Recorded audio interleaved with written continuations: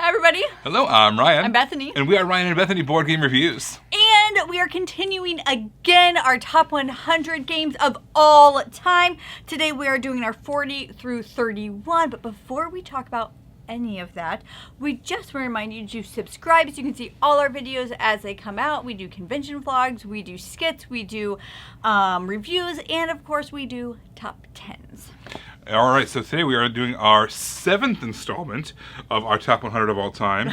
Let's kick it off. Do you want to kick us off with our number 40 game? I would be delighted to. My number 40 game is Leaf. This is such a fun little game where you are drafting these leaves onto this shared pile in order to take action so you can do certain things, and you're also climbing on this tree and doing other things. It's just it's just one of those games like where when it's done, it looks really cool. You think it's absolutely fantastic. I have to say, the second time I played this, I played with my then 6-year-old, and I didn't think she was understanding everything. We were playing as like a team, and then she told me I needed to take this certain action because we didn't have enough of this. And I was like, oh my gosh, you're right. We do have to do that.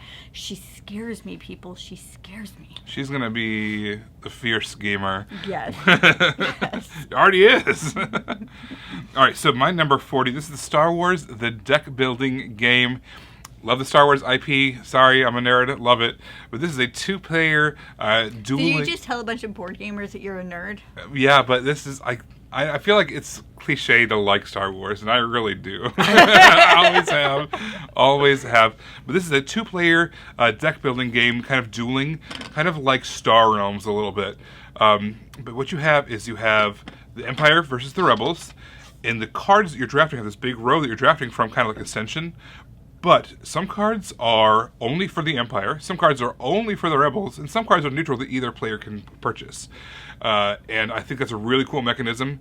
But on top of that, even if there's some cards that you can't buy, let's say there's on the Rebel player and there's an Empire character out there in the middle of the row, and I don't want Bethany to be able to buy it because it's a really strong card, I can actually defeat it from the row by using combat, and then it might even give me some rewards as well, as in addition to making it so that she cannot purchase it. So I think it's a really cool mechanism. You're going through these planets, and once you kind of define each other's bases and attack each other's bases, that's kind of the win condition. There's capital ships, there's small ships, there's individual characters. All my favorite characters from the Star Wars Rebel period are in there, from Rogue One kind of up through Return of the Jedi. So this is a really great chance to nerd out on some deck building game. My number 39 is Horrified, and this is what I consider now a classic cooperative game where you are battling those AMC monsters, moving around this board. AMC? What did I say? Universal Studios? AMC. AMC monsters. That's Walking Dead. The Universal monsters, thank you.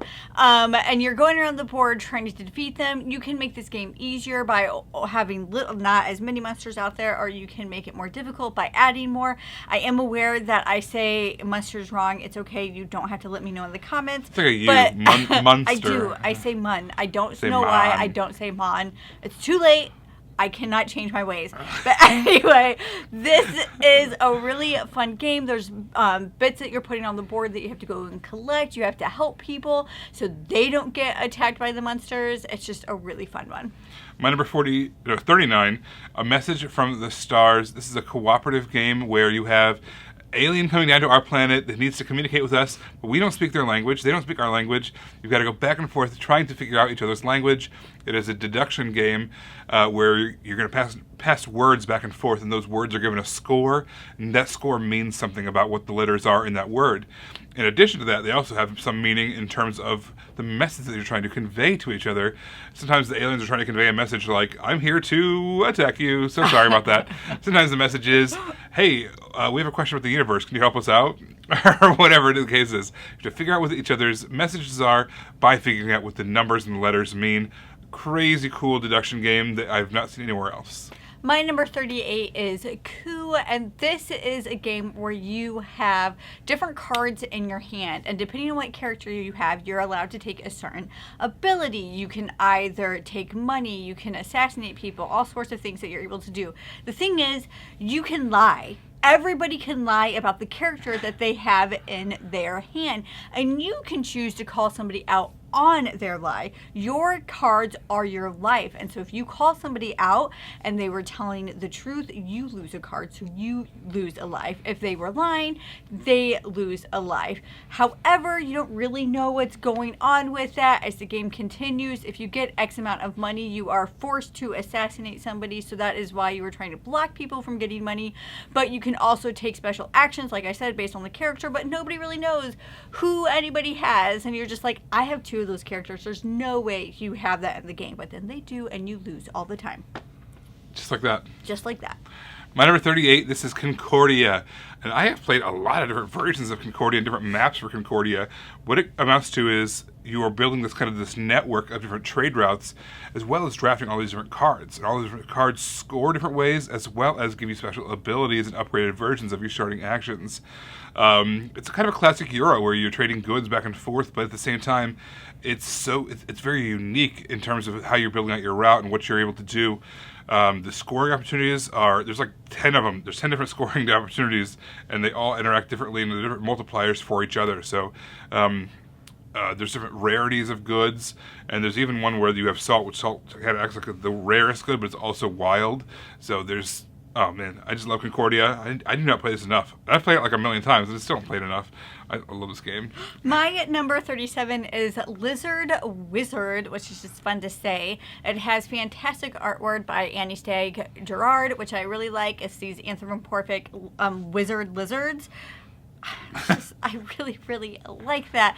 As you are there's also this like little aspect of the game. So you're doing this huge game, and then you can also, there's like this push your luck like miniature aspect of the game, which is really fun, which also has more artwork on it.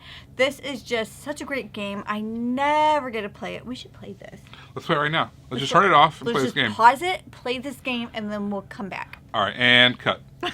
All right, and we're back. We just played a round of that. I won by a lot. She didn't stand a chance. He cheated. By a lot. I was allowed to lie because we were playing coup. I don't even know. All right, my turn. I'm talking about 36. No, yeah, 37. This is Pitch Car. Pitch Car is a dexterity racing game where you're literally flicking your race car all around this track. There's a ton of different expansions. They all add new obstacles like ramps or holes in the board or different things where things can collide or bank off of the walls.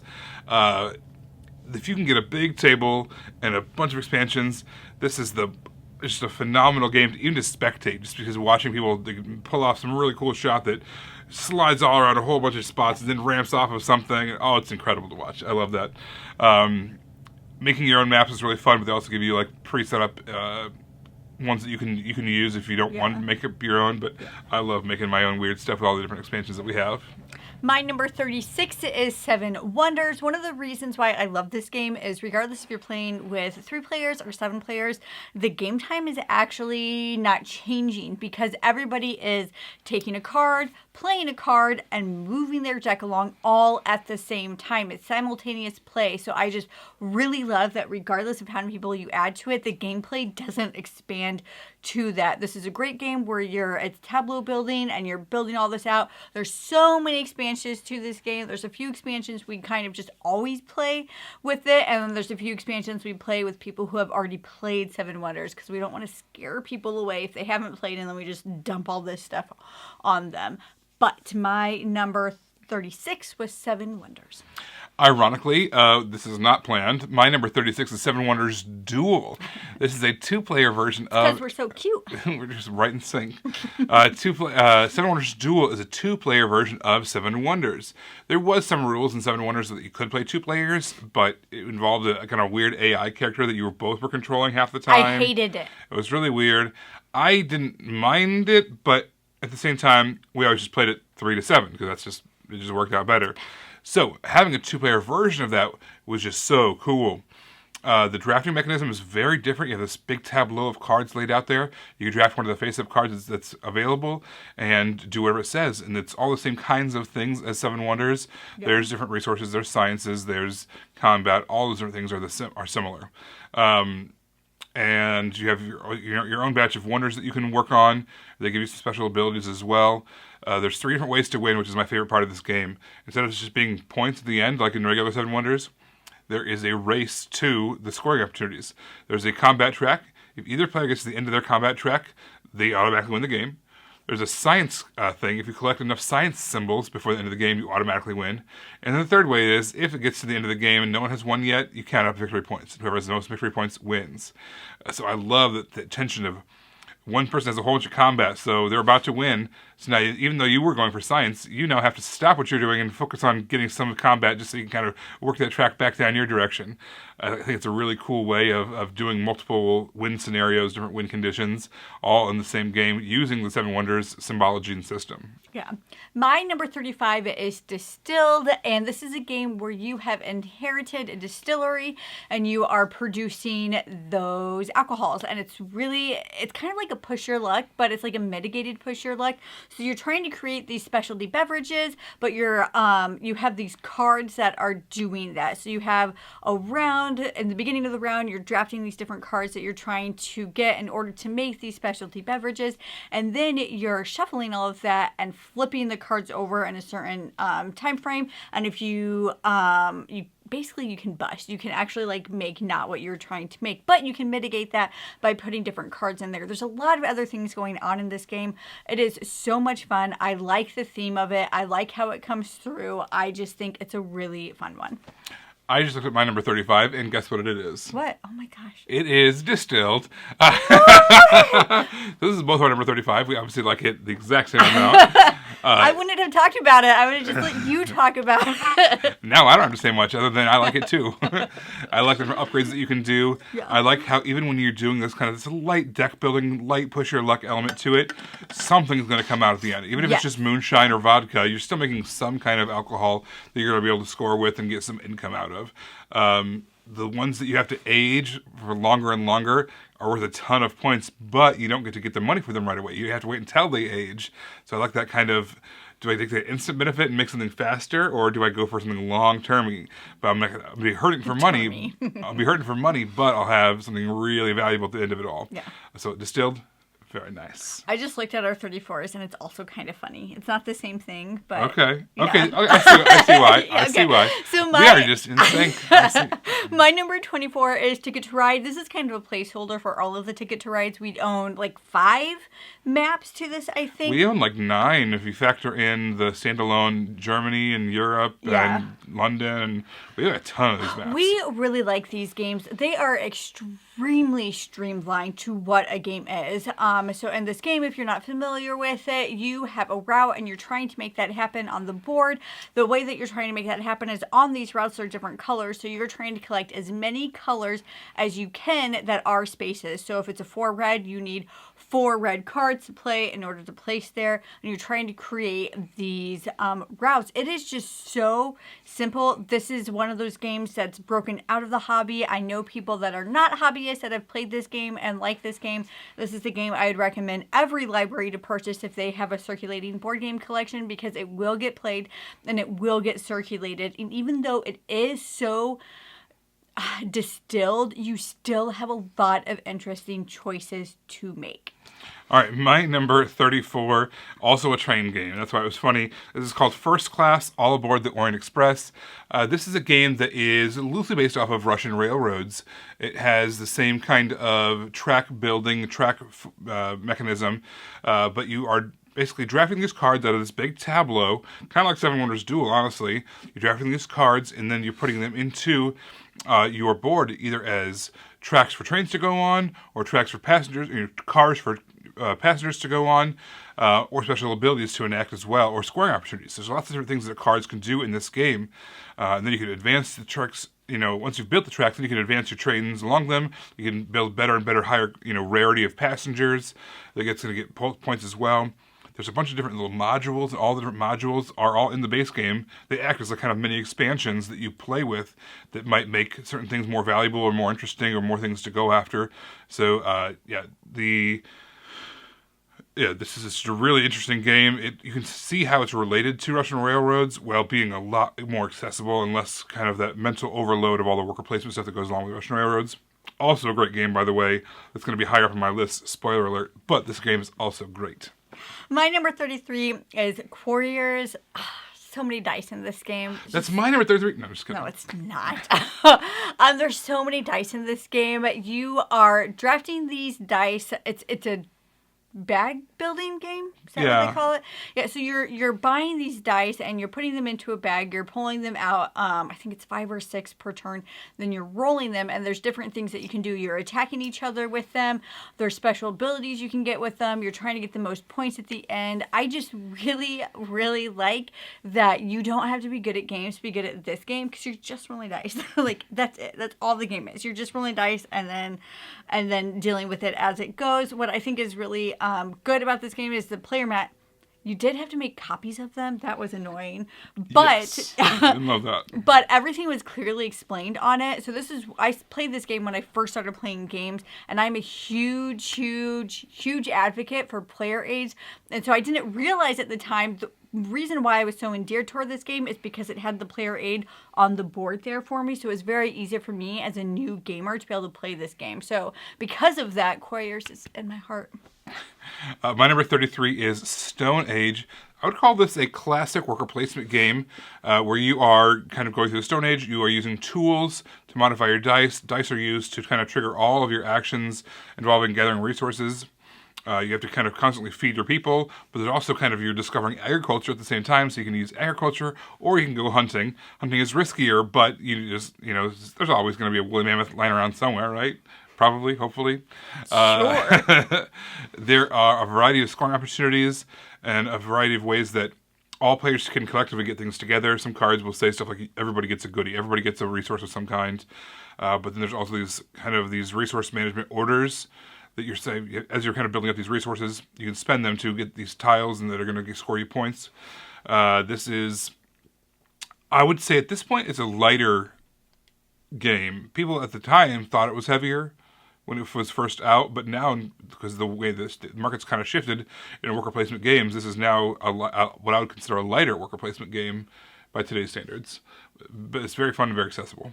My number 32 is Century Spice Road.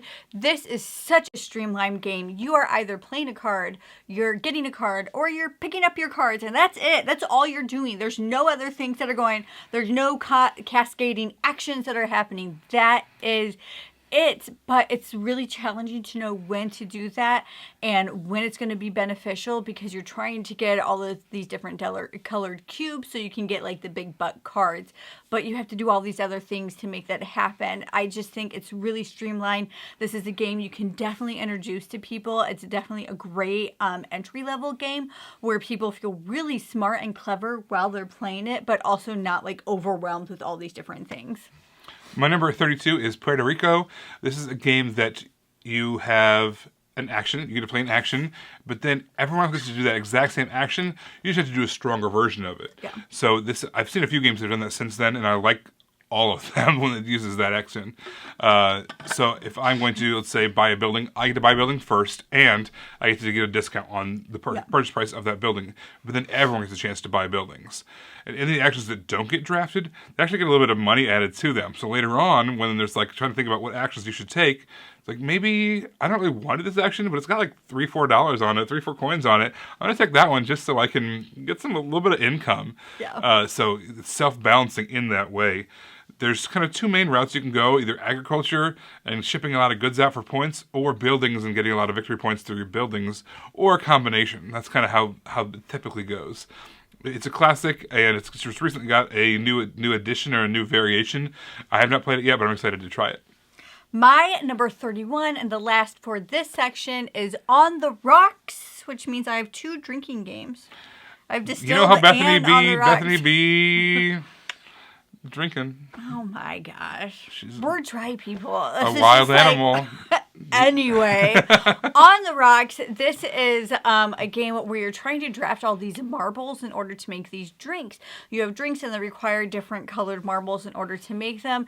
But when you're drafting these marbles, there's also some that are not like what you want. They will do bad things to you, but some of those selections might have just a ton of marbles in them. So you're willing to risk this negative thing happening to you in order to gain all of these so you can complete your orders. This is a fun game. I highly recommend if you ever get a chance to play this game, to play it. It's really cool with this recessed board as you're putting all these marbles in all of these places and you're drafting these cards. It's a really fun one to play. All right, the last one for today for myself is my number 31, Architects of the West Kingdom. Bethany talked about this on a previous episode of this series.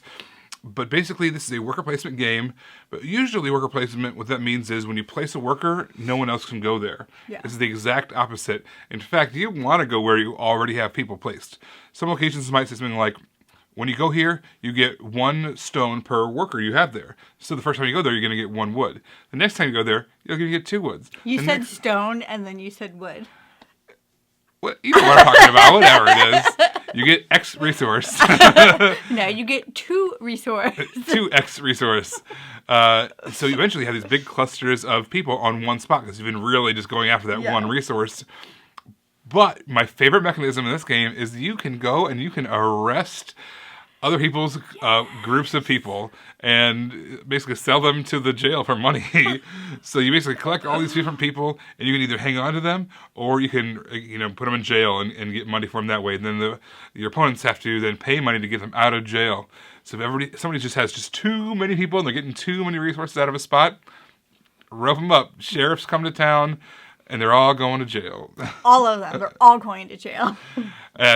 And you have this morality track as well as you're going up, kind of building this church, this cathedral as well. So all the things that you do that are a little bit less moral might make you go down on the track, but they're usually pretty lucrative too. Yeah.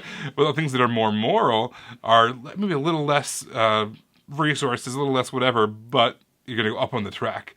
So it's really fun to kind of manage all those different ways that you can score in this game.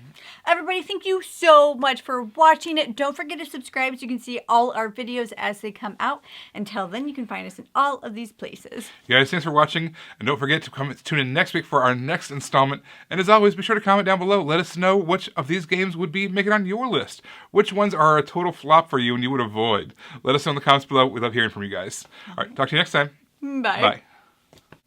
You guys, thanks for watching our shenanigans. As always, we appreciate it. Over here, if you follow this link, you're going to find a playlist we've handcrafted just for you because you watched this video. And if you check over here, this is a video that YouTube thinks you might like. So you can check that out if you want as well. All right, we appreciate it, guys. Thanks so much for watching, and we will see you next time. Bye.